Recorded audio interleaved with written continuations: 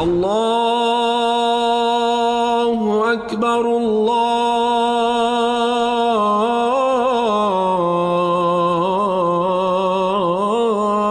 أكبر.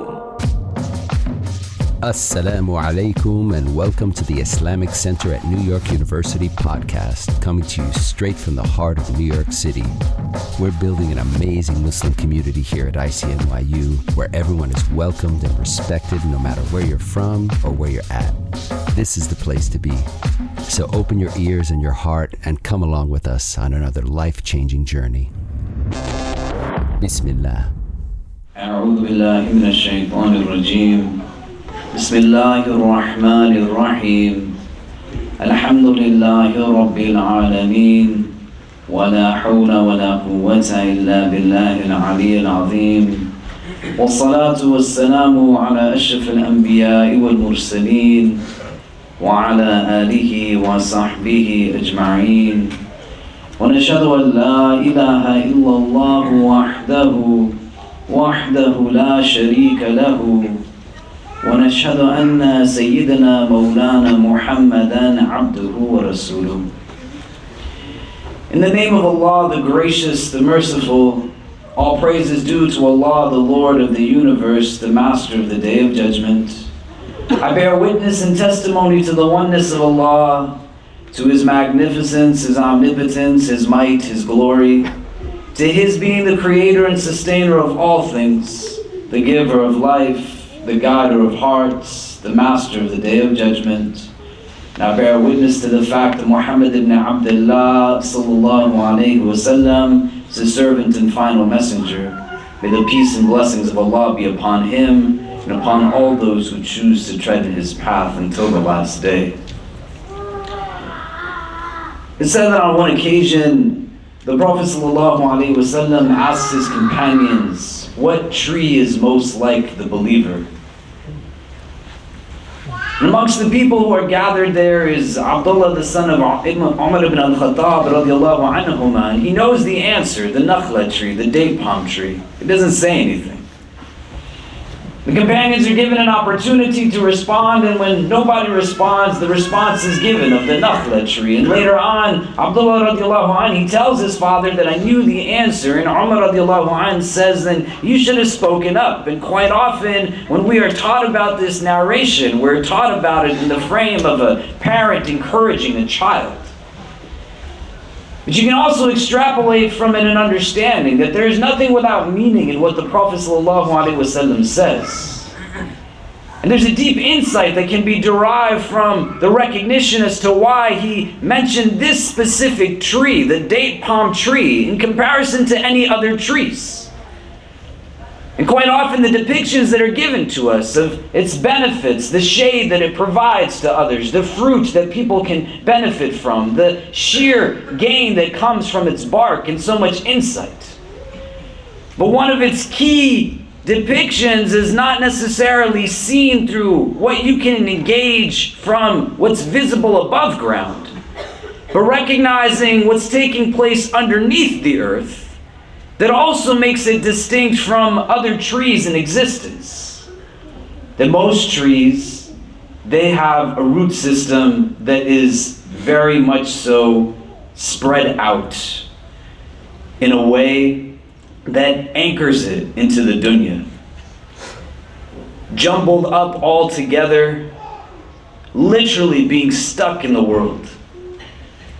Whereas the nakhla tree, the date palm tree, its roots are not in such a place that it's entrenched in the dunya, but its roots are in such a manner that it is now dispersed a little bit more and allows for it to have ease in terms of its separation from the world that it's planted in.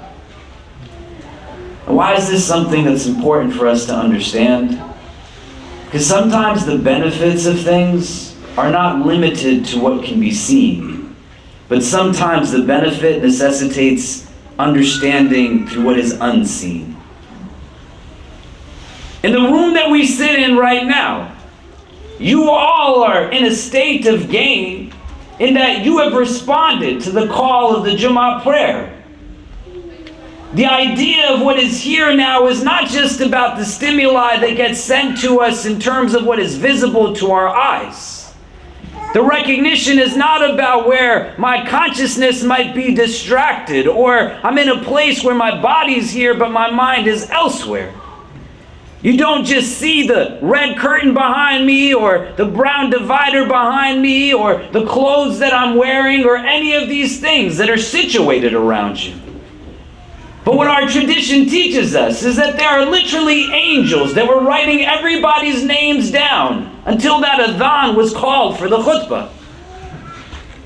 That there is a unique blessing and barakah in this day of Jumu'ah that's not confined just to the Jumu'ah prayer, but the entirety of the day has barakah to it. Angels descending into gatherings like this, that if you were able to see what is not just apparent, but what is unseen, you wouldn't equate the benefit of your prayer to just what you feel when you pray. But literally all around us, there are things that exist in the metaphysical realm that just because these eyes can't see it doesn't mean that this body and heart is not experiencing it. And the opportunity to reflect on that while you're in the midst of it allows for it to be a deep anchor in terms of what is it that I should aspire towards in terms of how I make sense of this world around me. Do you think that right now, that in this room, there is an abundance of angels that are just making dua for each of you? Are you in a place where you can really reflect and understand on just the sheer barakah that is descending upon you from the heavens? Can you take a moment and not make a prostration with your body, but make a prostration with your heart, and to just think about what is transpiring in realities that are real, whether we can engage them or experience them or not, in terms of just the physicality of the situation. And it allows for the experience of something that is a weekly routine to be that much more replenishing if we just tap into not what is most apparent, but what is unseen. The notion behind this is not just about me cultivating a relationship with my heart that gives me a basira, a vision of the heart, firasa, an intuition that allows for me to just understand what it is that's going on within me.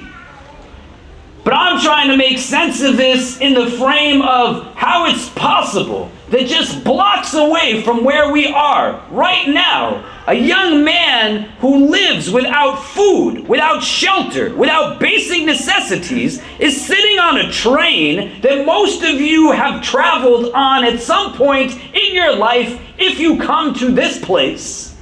And an entire crowd on a train is able to see him taking his last breaths, and they do nothing. What are they looking at the world with? Just their eyes or with their hearts? And in the aftermath of that atrocious incident, where people make comments that have no sensibility whatsoever, maybe he should just try harder. That's not why people get homeless. Maybe he should have gone to a shelter. Do you have a fundamental idea and understanding of how systems work? Especially those that are built to privilege the ones that already have privilege? Let alone purposely seek to hold down those that already are underprivileged and underserved? A black man with no food, no shelter, no money, living in the streets. You think that this country has built a system that was for his benefit? But how can people see it happening and still do nothing? And all of this is connected. The recognition of how we see this world.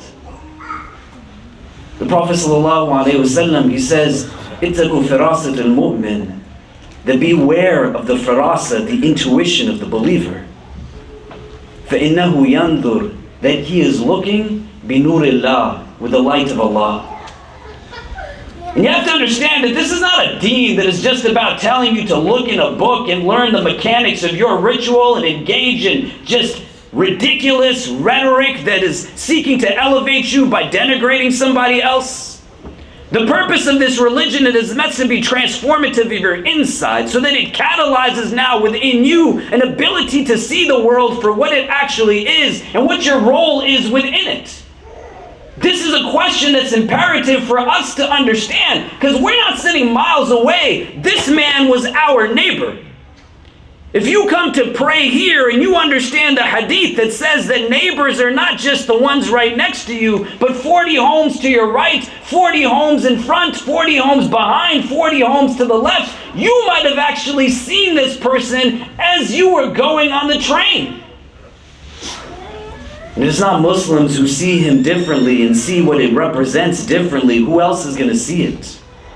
Why the Prophet ﷺ gives us an insight into this thing of firasa and basira is that we're not meant to be people who are reductive in our engagement of this world, thinking that just because I see it, that means that that's what it means. But there's so much more that can be extrapolated and derived from our understandings. But you got to see it from your heart. It's embedded within the Quran. In Surah Al-Hajj, Allah Azza wa Jalla tells us this. That indeed, it is not their eyes that are blind. The absar he is describing. That those are not what he calls the ones that are ta'ma. But he says, indeed in their hearts, the hearts that are within their chests, that's what cannot see. How you see something doesn't just tell you about what it is that you're looking at, but how you see something tells you a lot about yourself. If you can walk into a place and you can look at somebody and see where everything is inadequate and deficient based off of your perception, the heart's telling you something about you. If the majority of your conversations are rooted in being able to talk about what's not there and what's negative and what's a problem, your heart is telling you something about you.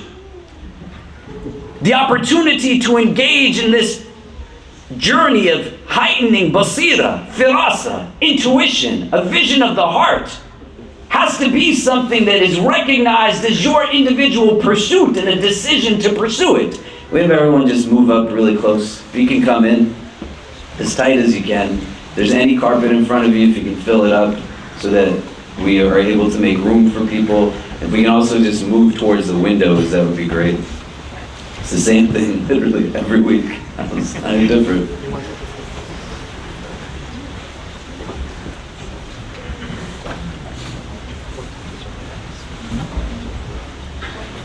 Why is this important? Why is this something that is necessary to understand? Accountability is not based off of what I choose to be responsible for. You're not accountable for what you do only, you're accountable for what you have capacity to do. You're in a place where the wealth you've been given, the resources, the knowledge, the credentials, the talent, the desire and commitment to pursue things is not so it can be self-serving, but to engage in a mode of recognition that why did Allah put me into this earthly realm? To be in a space where the juxtaposition of so much else that goes on is rooted now in this ability to perceive. If you had any commentary in the aftermath of what it was that took place down the street from us, that somehow validated or justified or excused what was an atrocious act against a person, you need validation or justification as to why we as Muslims should understand that this is something that should make our hearts quake. The Prophet ﷺ literally stands up for the janazah of somebody who is not of our faith. The people ask that, what are you doing? That he's not Muslim. And the Prophet says, is he not a living soul? And that's where the challenge comes in.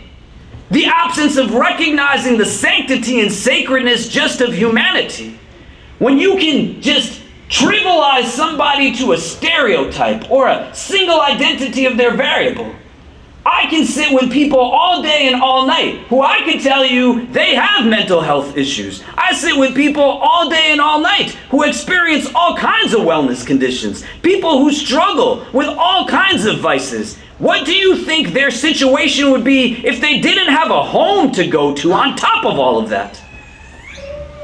I can put you in front of people who have sat with me in the chair in my office that many of you have sat with.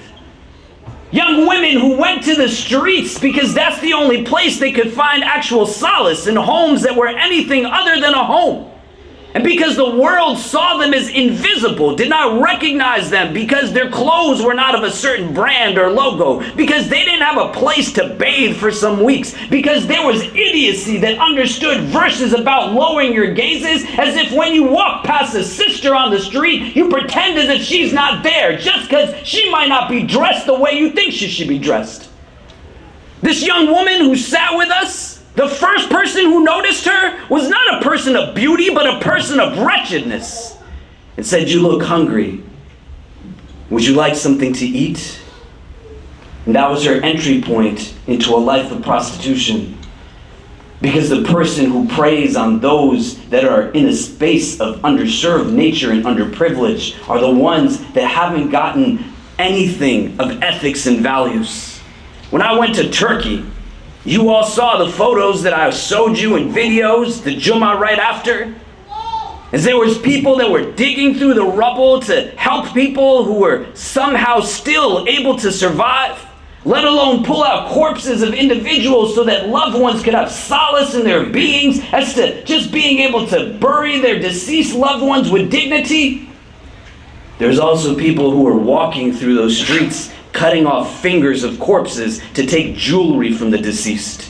There were people looting and pillaging. There are people who wait for people to be in a state of vulnerability so that they can take advantage of them in whatever capacity that they can. Where are Muslims in the course of this who are not good at Islam because they know how to do this and that ritually, but they live a faith of ethics and values that teaches them to understand this world in proportionality to the world that comes beyond this one, and to be a reason that people have hope in this world, not a reason that people have dread in it.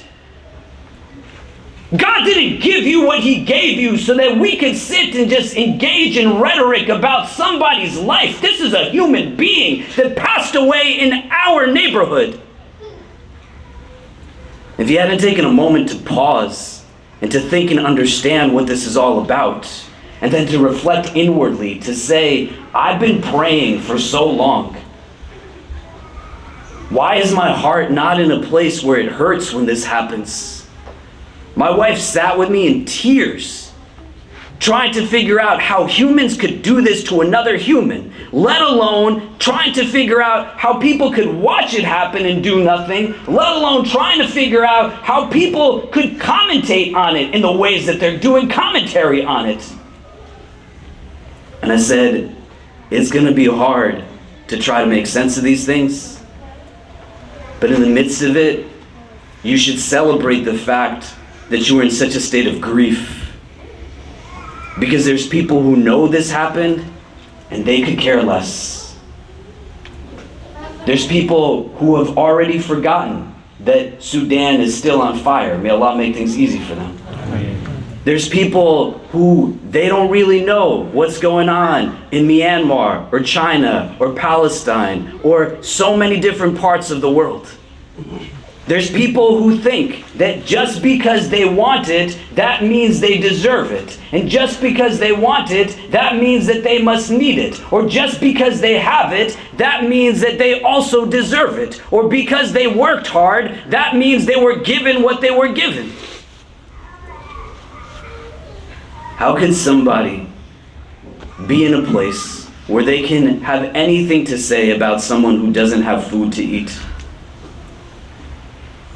How? How can you fight about the things that you fight about? Gossip about the things you gossip about. Make excuses for the ill behavior that your friends, your family, your relatives, think about the things that you struggle with day in and day out. You want to think that a system that was built by those that had roots in being just motivated by anti-blackness are in a place where they suddenly forgot race and class as being what it was that defines and dictates who has and who has not? If you know friends who have family members who don't even take care of them, you in your own life have experienced elders who are just toxic and negative. You think the default is that strangers are going to be in a place where they get up to stand for someone who their standing will necessitate that they have to let go of the privileges they're afforded by the same systems that hold those people down? It all comes down to how you see the world. Don't see your wealth as what you put your trust in. Be honest with yourself. The beautification of the external, that can't be a Muslim person's goal only. You start to think about what's going on in the world inside of me and understanding how it is that I cultivate a relationship with my heart, because people need Muslims who are conscious of their heart. Your Prophet ﷺ made dua every day. Allahumma ja'al fi qalbi nura, that, oh Allah, put light into my heart. The same way your eye needs light to see, your heart needs light to see. You don't want to be a person who knows that that happened and not take heed of the sign that if your heart didn't hurt, it's telling you that your heart is not in a good place. You wake up to the realities of it that are not numb and desensitized to overt consumption of what's just fed to you, that tells you that you are the most important thing only in the world. But you see how you fit into everything else that's taking place around you. You take this beautiful deen as a motivation to be able to recognize that I'm just a traveler in this world. And I'm going to get done everything that I can get done so that when I move forward, I'm able to stand in front of my God, not with pages that said my entire life's ambition was so that I could make sure my child didn't get married to somebody from a different culture. Not because my sense of success was that I had millions and millions of dollars that I never spent and somebody else is going to enjoy them as I sit in a coffin under the ground. Not because I was somewhere in a place where I achieved, because I put all kinds of papers on my wall in my office to say, look at my success, as a means of being able to say that those people who don't have this, they didn't get it because they didn't try hard enough. Where's the love? Where's the compassion?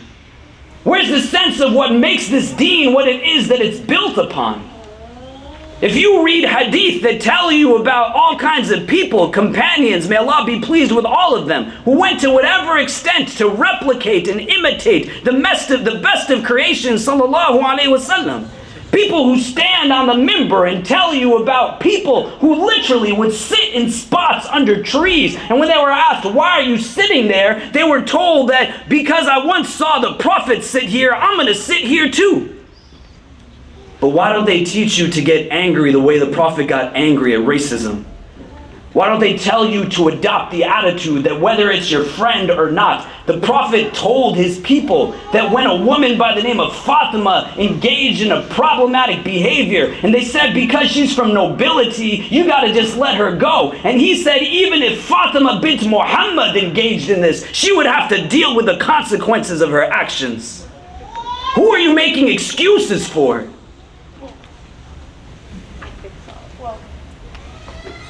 It's that serious. Because one day, we're going to stand in front of God. And everybody who has a right over us is going to ask why their right was not honored. You have the ability to get it done. Why are you not getting it done at this point?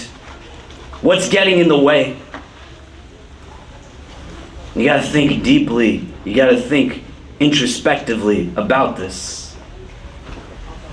You got to start taking care of your heart, letting that be the mechanism through which you start to see this world the way a mu'min is meant to see this world.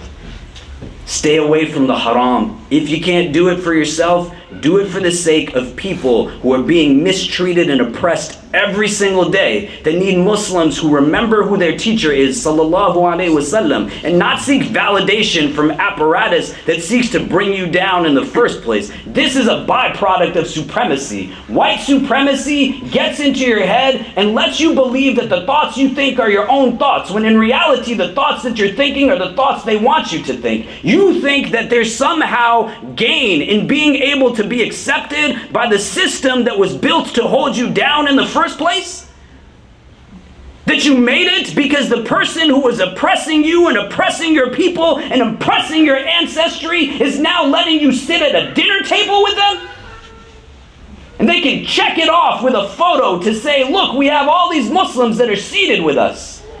And then they're going to do nothing when poor black people who have no shelter are killed in public, broad daylight, while a crowded train watches it happen, and there's no consequences whatsoever. What would a Muslim who follows the sunnah of the Prophet ﷺ do in a situation like this? Take care of your hearts. Use it as a metric. Why did I respond in the way that I did? Why have I not responded in the way that I have not? Ask yourself a tough question. Think about why God gave you what it is that He's given to you. Your spiritual talents, your gifts, the opportunities. It's not so that you could have more of the dunya. Think about what it means to live as a khalifa on this earth.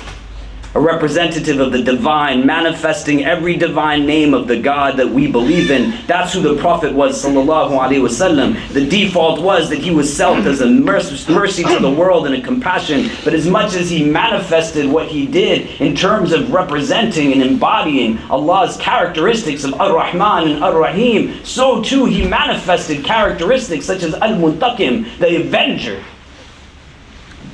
You can't be still while other people are hurting. You can't be in a place where you got yours despite what other people do not have.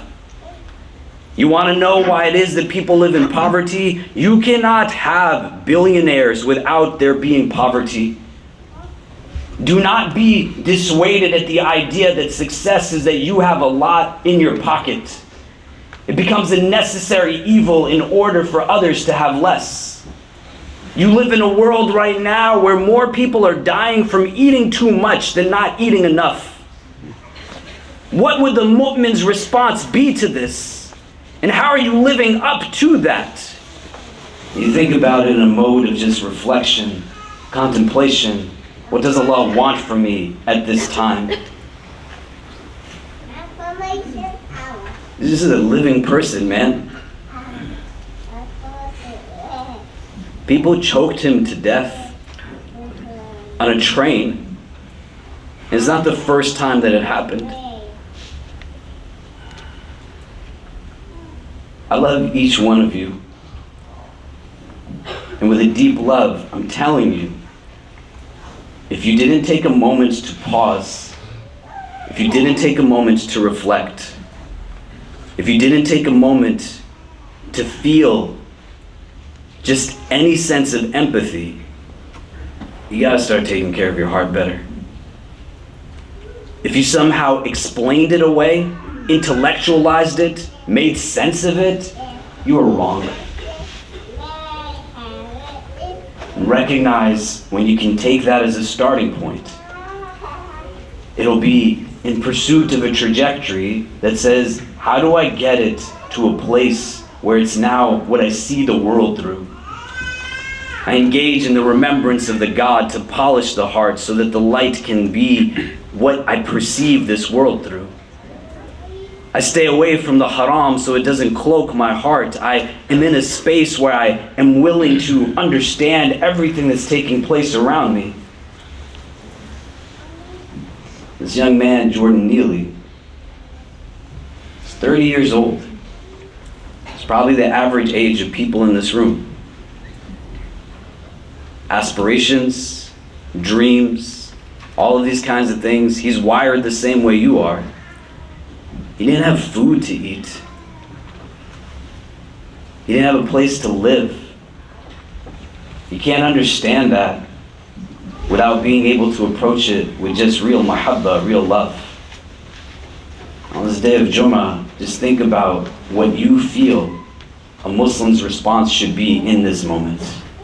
What a community made up of believers that seek to engage in the worship of their God, what their response should be in a moment like this. the city doesn't build what it needs to build, then we got to build what we have the ability to build. Every single discipline possible is represented in this room right now. There's some of us in this room, we don't have so many things, but there's some of us in this room, we got a lot of things. Degrees from every university you can think of, and every level of education. Why did Allah give it to you? Why did He give it to us? How will we respond when our neighbor, even if he's living on the street, was murdered? And you see how people are engaging in the aftermath of that. But you're Muslim, you're supposed to be different. So be bold enough to live differently. Ask of Allah on this day of Jumu'ah to give you courage to remove distractions from your path that keep you from being in a place where you make decisions through your heart rather than at its expense. And when we just try our best, that's all Allah wants us to do.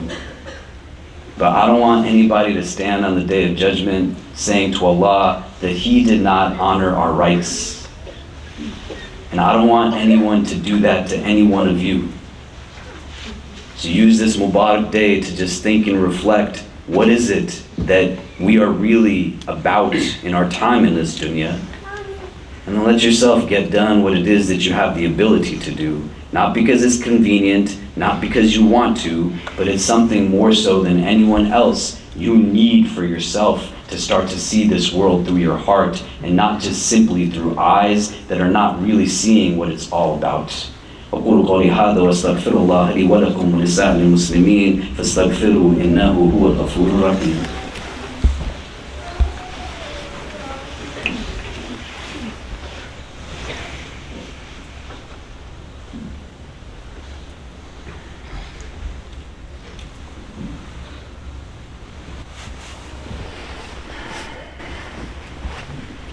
إن الحمد لله نحمده ونستعينه ونستغفره ونؤمن به ونتوكل عليه ونعوذ بالله من شرور أنفسنا ومن سيئات أعمالنا من يهده الله تعالى فلا مضل له ومن يضلل فلا هادي له ونشهد أن لا إله إلا الله وحده لا شريك له ونشهد أن سيدنا مولانا محمدا عبده ورسوله. I can tell you so many stories. Refugees that I've sat with who corrupt officials wouldn't give them shelter until they paid for it as they fled ethnic cleansing in Myanmar.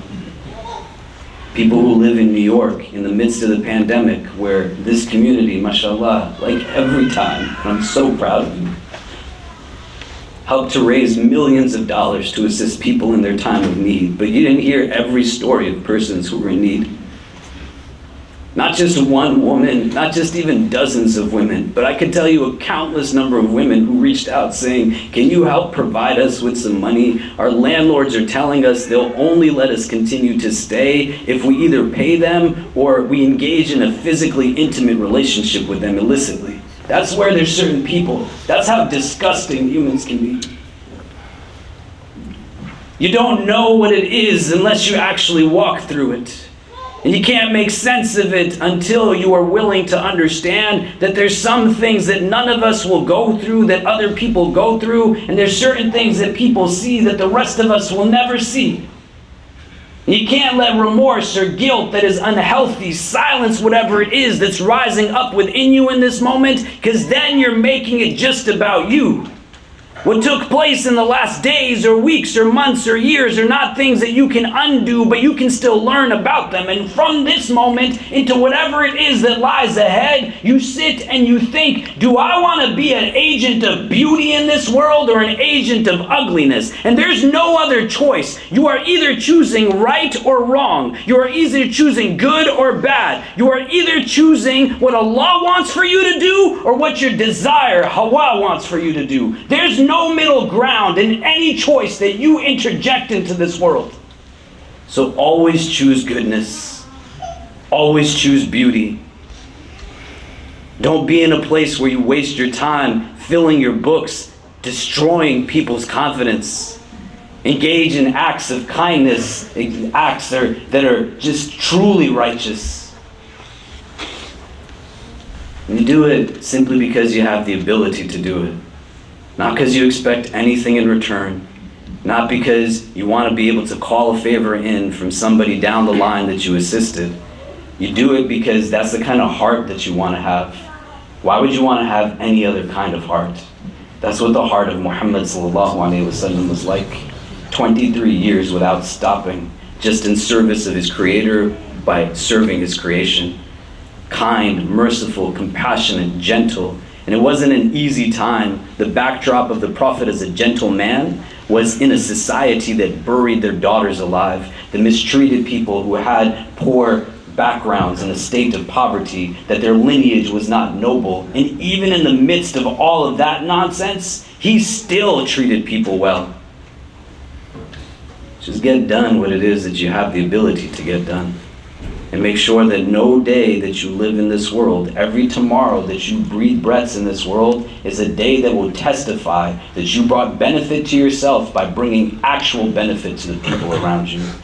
Inshallah ta'ala, each one of us and our loved ones will be able to stand on that day of judgment fully confident that we honored the rights of all those who had rights over us. May Allah make us from amongst them. Inna Allah wa malaikatahu yusalluna ala nabi ya ayyuha alladhina amanu sallu alayhi wa sallimu taslima. Allahumma salli wa sallim wa barik ala sayyidina Muhammad fil awwalin wa fil akhirin. Allahumma salli wa sallim wa barik ala sayyidina Muhammad wa ala alihi wa sahbihi wa barik wa sallama ya arhamar rahimin. Allahumma innaka afuwan kareemun تحب العفو فاعف عنا يا مقلب القلوب ثبت قلوبنا على دينك اللهم اجعلنا من المخلصين اللهم اجعلنا من المخلصين اللهم اجعلنا من المخلصين. We begin this supplication in your name, Ya Allah, and beseech you to send your choicest salutations upon your most beloved sallallahu ta'ala alayhi wasallam. We ask that you shower your infinite mercy upon this gathering, granting each and every one who is present here and our loved ones only the best in this world and the best in the next. We ask, Ya Allah, that if all of us are meant to be together only at this time, at this place, whether we are young or old, male or female, regardless of our race, our ethnicity, our social class, our country of origin, our cultural heritage, whether we are Muslim or come from a different walk of life, Ya Rabbi, if our individual hearts are meant to be in the presence of all other hearts that are gathered here only at this time, at this place, then gather us all together again in the best of places in the world beyond this one. We ask, Ya Allah, that on this blessed day of Jumu'ah, where each one of us has answered the call to this Mubarak prayer, that you make it a benefit for our hearts that beat deeply within us. Make us those, Ya Rabbi, who see this world with real basira, with a vision of our hearts. Fill our hearts with the light that is necessary so that we can see truth as actual truth and see falsehood as actual falsehood. Help us to be from amongst those who are able to understand the deepest of realities of this world. And let us not ever be one of those who forget the widows, the orphans, the refugees, the incarcerated, people who have little or no income and no adequate health care. Help us to never be those who forget our brothers and sisters of all backgrounds who right now are in a place where they have only lived in conflict and war their entire lives. Help us to just be good and to be bold enough to ask of you to make us those who do only that which is good. To ask of you to remove from our lives anything that distracts us from what it is that pleases you. And let us never, Ya Allah, let us never be from amongst those who partake in acts of injustice or inequity towards any of your creation. Forgive us for any that we have hurt. Forgive us for those whose rights we have not honored. Forgive us for the poor excuses and justifications that we have made to not do all the things that we are able to do.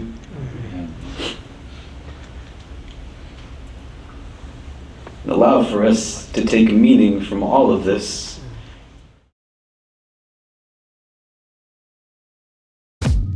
We hope you enjoyed our podcast.